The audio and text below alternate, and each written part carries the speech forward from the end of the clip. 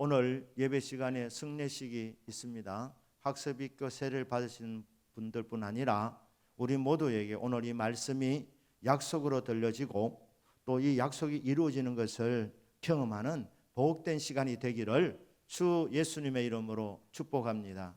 아멘. 사도행전 2장에서 베드로가 설교를 합니다. 이 설교의 이 골자는 이렇습니다. 예수님이 메시아라는 것입니다. 메시아는 히브리 말이고 헬라어로는 그리스도, 같은 뜻입니다. 기름 부음 받은 자라는 것입니다. 구원 사역을 위해서 하나님께서 특별하게 능력을 부어주신 기름 부음 받은 자, 그분이 메시아인데 메시아가 오신다는 겁니다. 와서 너희들을 구원할 것이라 말씀했는데 그 메시아는 다름 아닌 예수님이었습니다.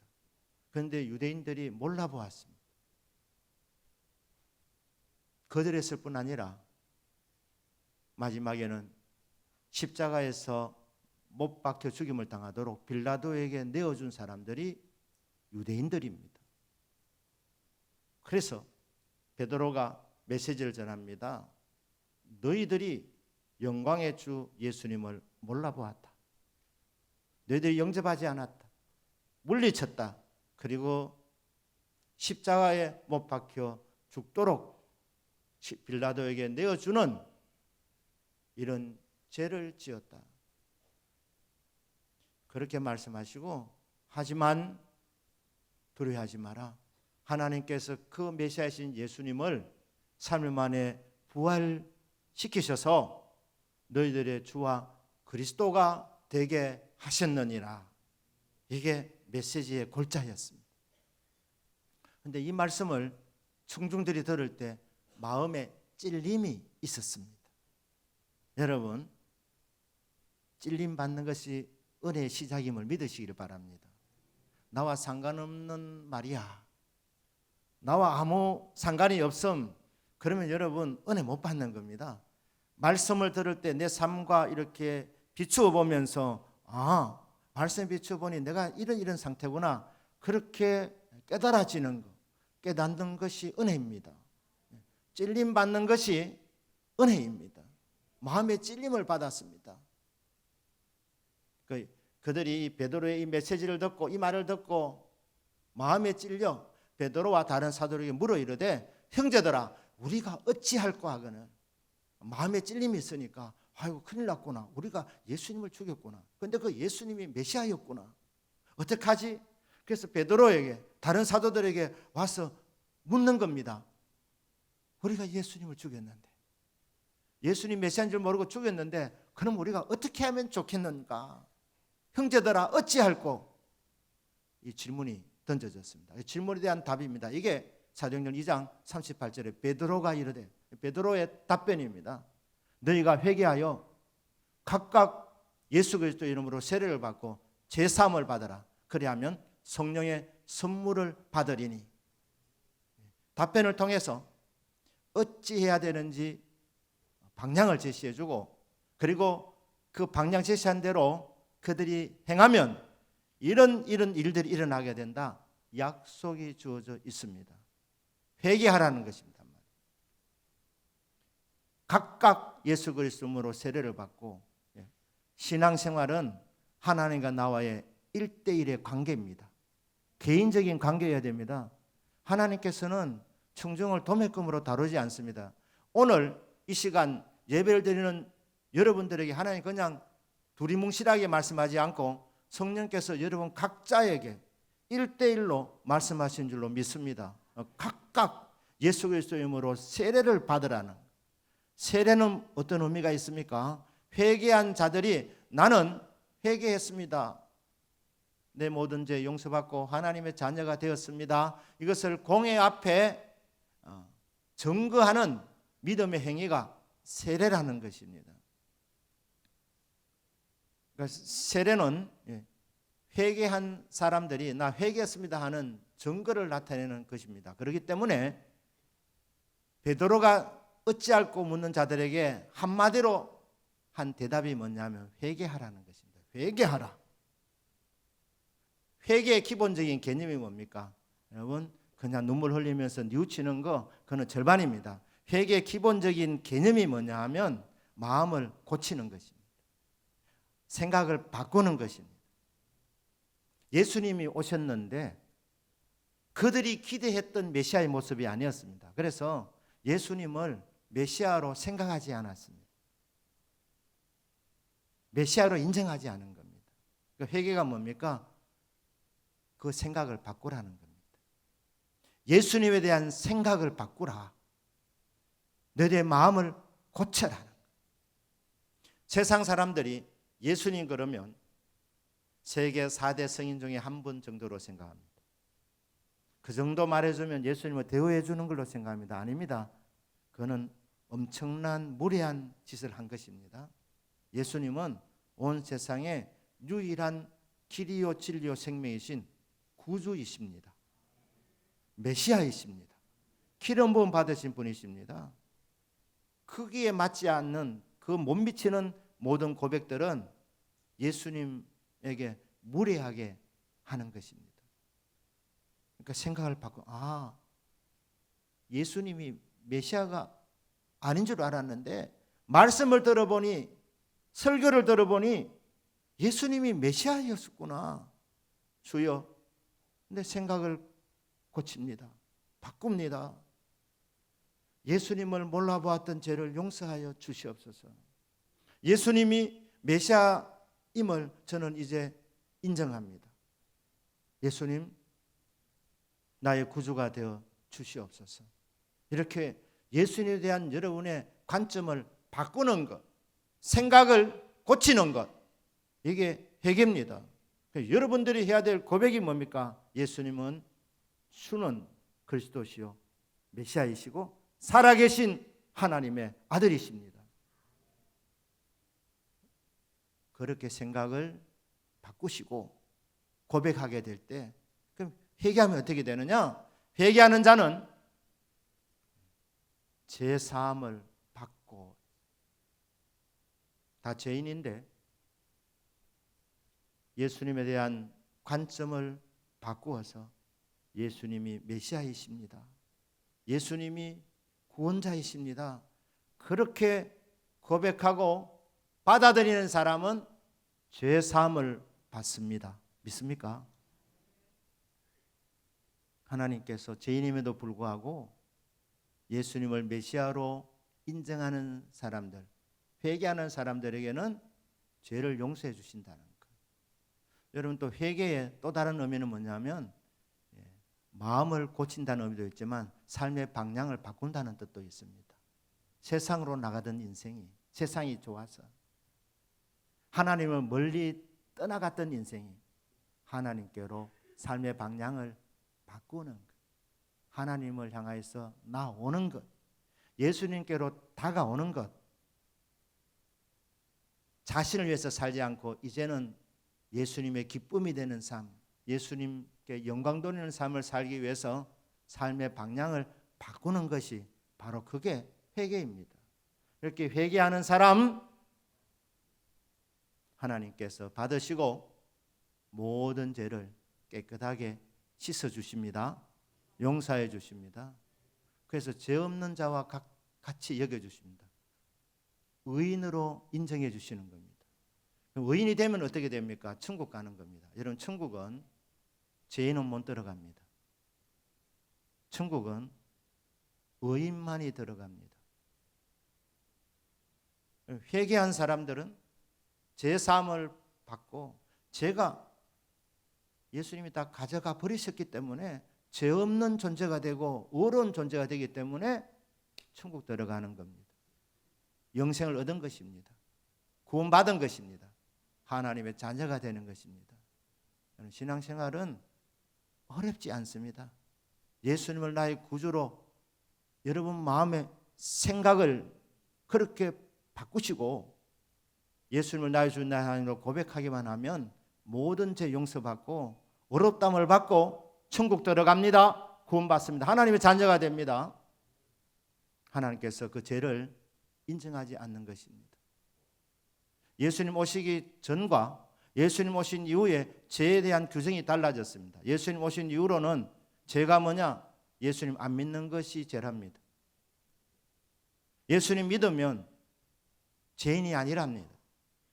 이게 요한복음 16장 8절 9절 그렇게 나와 있는 내용입니다. 죄에 대해서, 의에 대해서, 심판에 대해서 새롭게 규정을 내려주시는데 이게 무슨 말입니까?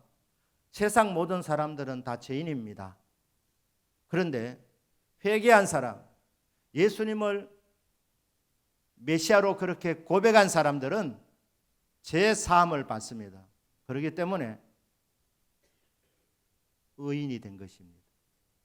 더 이상 죄인이 아닌 것입니다.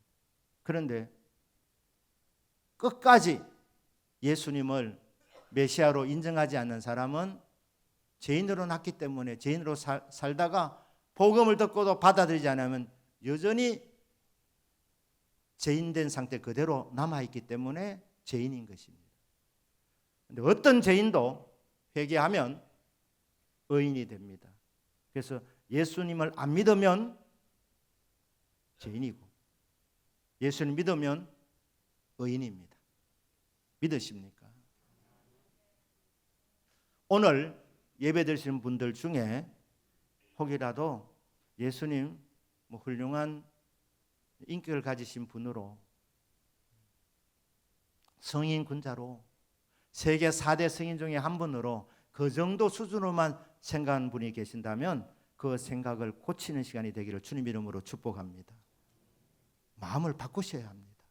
그래서 예수님을 나의 주님, 나의 하나님으로 기름 부음 받은 메시아로 그리스도로 구원을 위해서 이 땅에 내려오신 하나님의 거룩한 기름 부음을 받은 자, 구원의 하나님으로 그렇게 여러분이 생각하고 고백하면 그 시간 여러분의 모든 죄가 용서받고 구원받고 하나님의 자녀가 됩니다.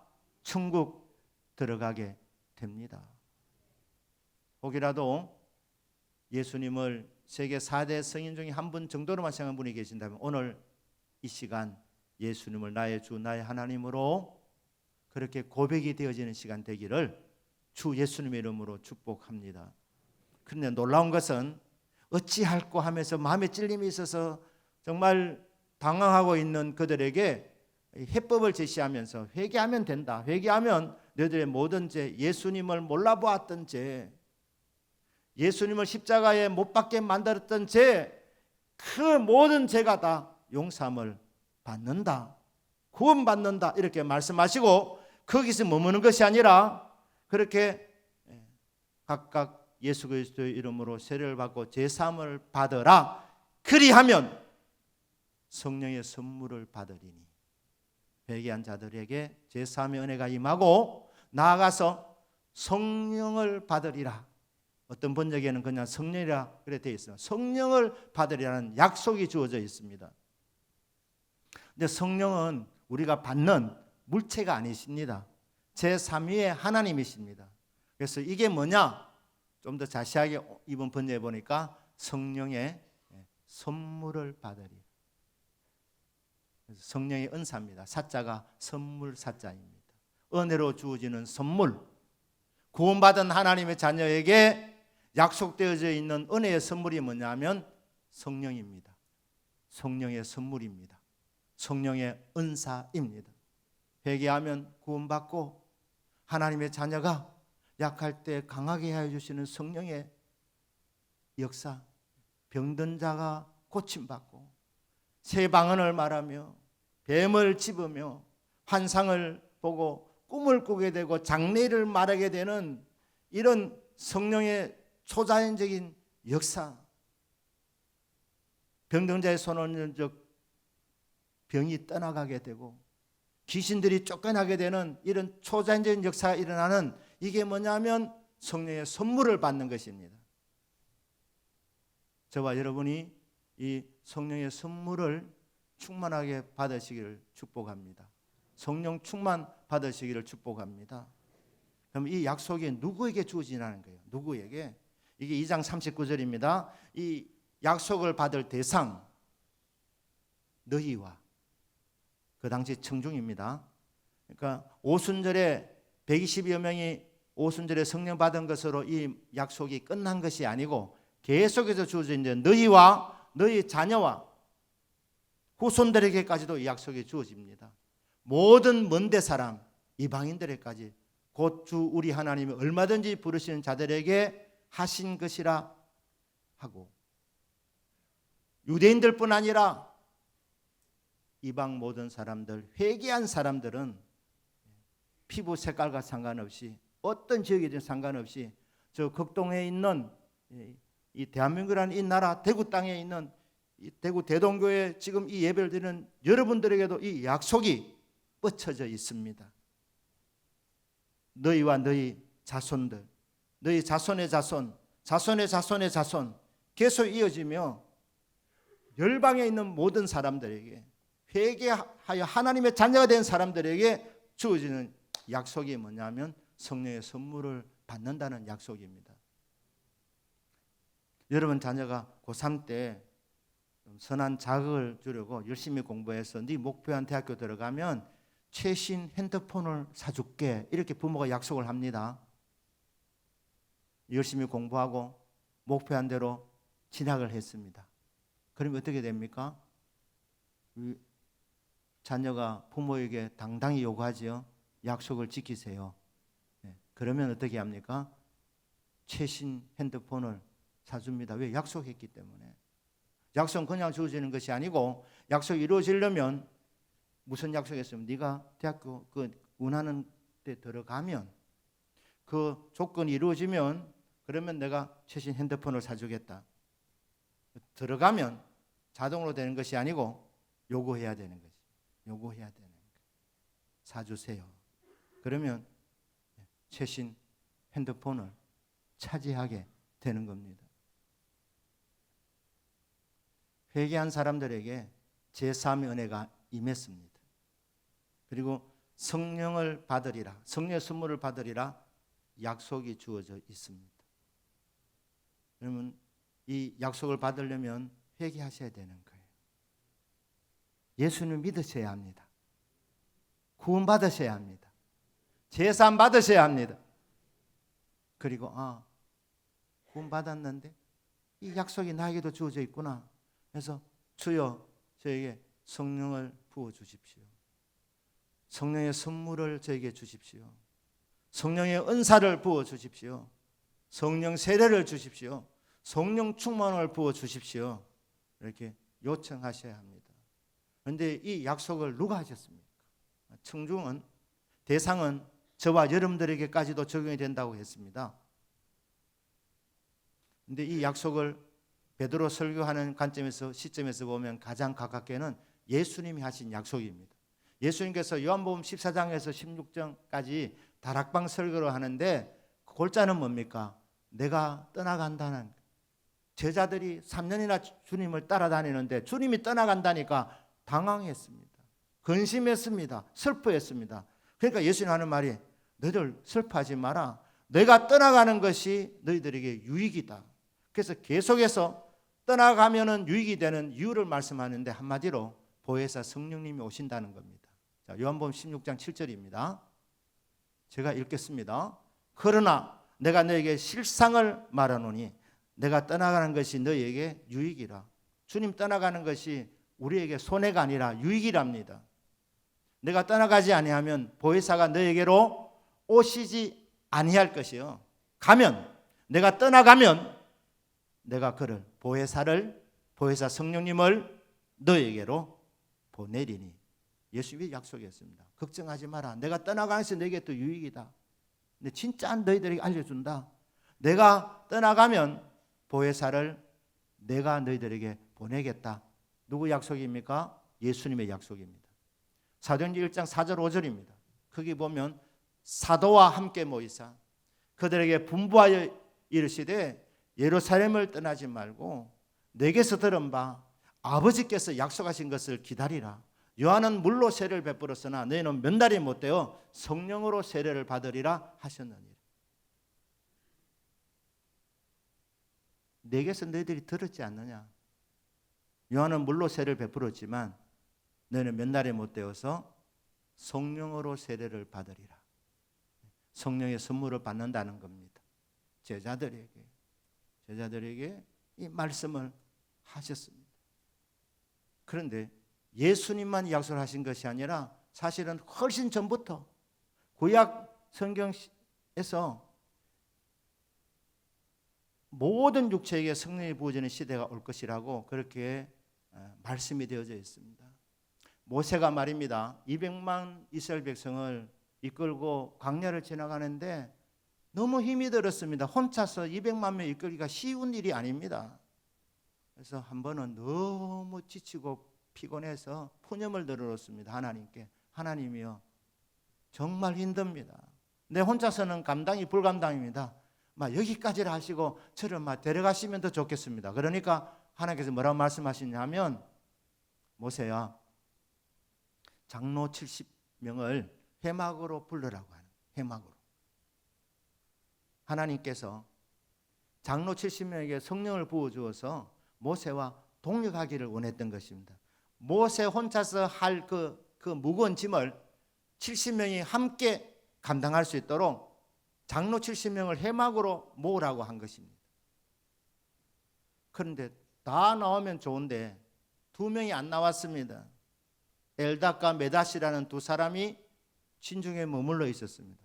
하나님은 얼마나 좋으신 하나님이시냐 하면 순종하에 나온 68명에게도 성령을 부어주셨지만 진중에 머물러 있는 2명에게도 성령이 임했습니다. 구약시대 때 성령이 임한 대표적인 표징이 예언입니다. 예언. 사울 왕도 성령을 받을 때 예언했다고 그렇게 나와 있습니다. 그러니까 68명 회막에서 모인 그 장로님들이 성령을 받고 예언을 했습니다. 그리고 불순종한 2명의 사람도 그 진중에서 성령을 받고 예언을 하고 있었습니다. 여호수아가 내 주여, 모세를 가리켜서 내 주여라고 이렇게 하면서 다 안 나왔는 거 아시지요? 2명이 안 나왔습니다. 그런데 그 2명이 진중에서 예언을 하고 있습니다. 불순종하는 사람도 이렇게 능력이 나타나고 하면 이게 영이 쓰지 아니하니까 금지하기를 바랍니다. 그때 모세가 유명한 고백을 합니다. 이것이 민수기 11장 29절입니다. 모세가 그에게 이르되, 누구에게? 여호수아에게 하는 말입니다. 네가 나를 두고 시기하느냐? 여호와께서 그의 영을 그의 모든 백성에 주사 다 선지자 되게 하시기를 원하노라.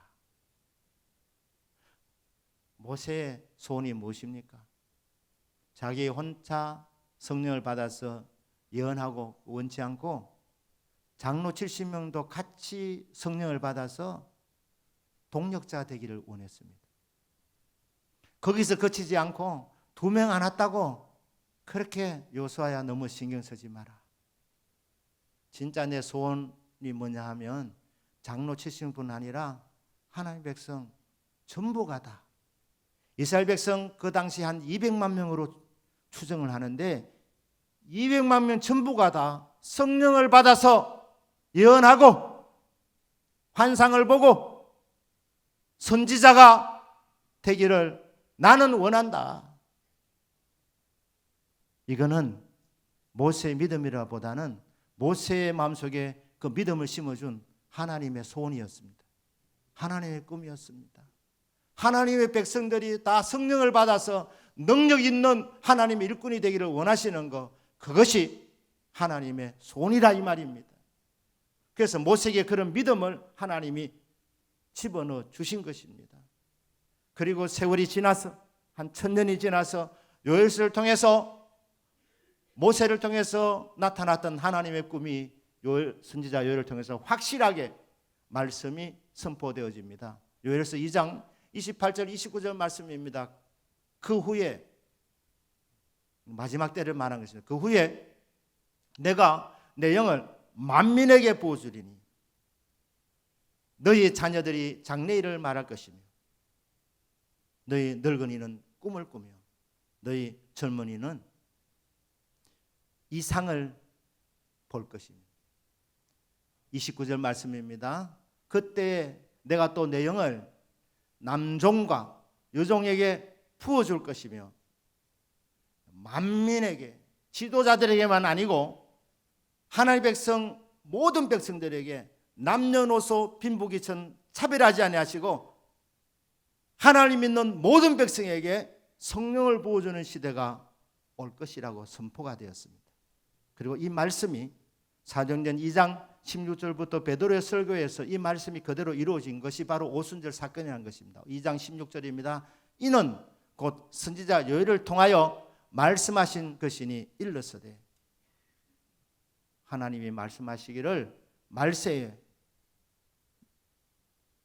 내 영을 모든 육체에 부어주리니 너희 자녀들은 예언할 것이요 너희 젊은이는 환상을 보고 너희의 늙은이들은 꿈을 꾸리라. 그리고 이어서 하는 말씀이 그때 내가 내 영을 내 남종과 여종들에게 부어주리니 그들이 예언할 것이요. 오순절에 일어났던 이 일은 하나님께서 요엘 선지자를 통해서 하신 약속에 그대로 이루어진 것이라고 말하고 있습니다.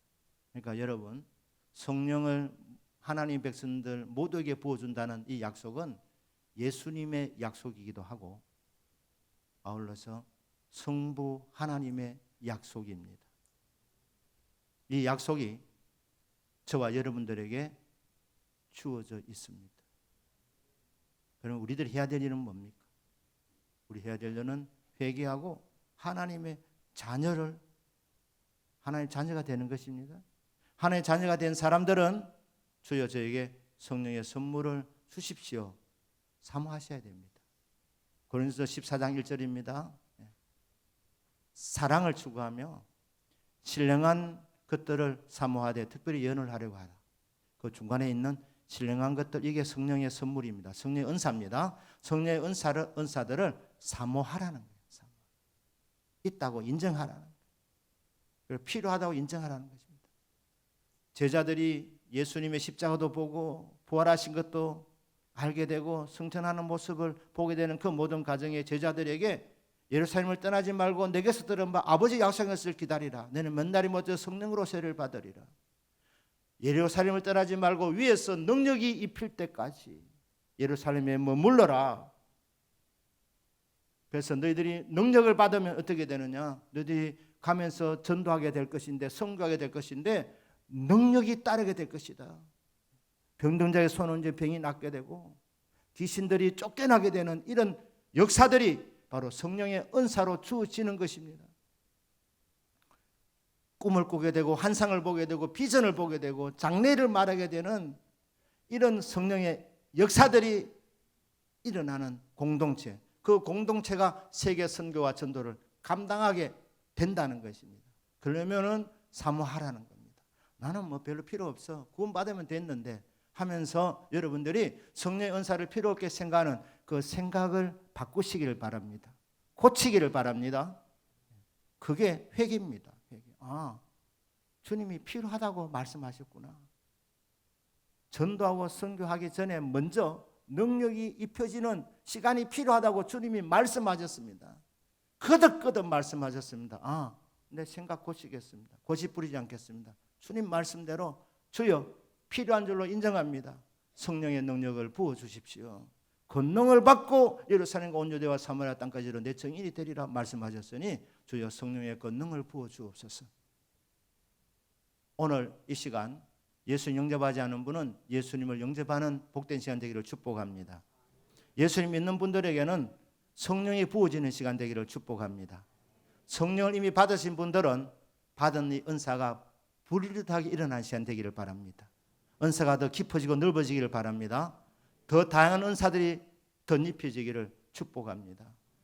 사모하셔야 됩니다. 원하셔야 됩니다. 그리고 기도하셔야 됩니다. 요구하셔야 된다는 겁니다. 구하면 주십니다. 찾으면 만납니다. 문을 두드리면 열려집니다. 너희가 누가복음 11장 13절이면 너희가 악할지라도 좋은 것을 자식에게 줄 줄 알거든 하물며 너희 하늘 아버지께서 구하는 자에게 성령을 주시지 않겠느냐? 구하는 자에게 좋은 것을 주시는데 가장 좋은 것 성령을 왜 주시지 않겠느냐? 사모해야 된다. 필요성을 인정해야 된다. 그리고 구해라. 그러면 너희들의 그 기도에 사모하는 영혼을 만족시켜 주시고 기도의 응답을 내려주어서 성령을 부어주신다. 성령의 은사, 성령을 선물로 너희들에게 내려주어서 권능 있는 증인이 되게 하신다는 것입니다. 교회를 목회하면서 교회를 향한 꿈이 있습니다. 그 꿈이 뭡니까? 초대교회와 같이 되는 것. 오순절의 역사가 21세기도 그대로 이 약속이 주어져 있기 때문에 이 약속이 이루어지기를 여러분이 사모하시고 기도하면 21세기에도 2000년에 일어났던 역사들이 동일하게 일어나게 될 줄로 믿습니다. 그러니까 저와 여러분이 이런 꿈을 꿀 수 있기를 바랍니다.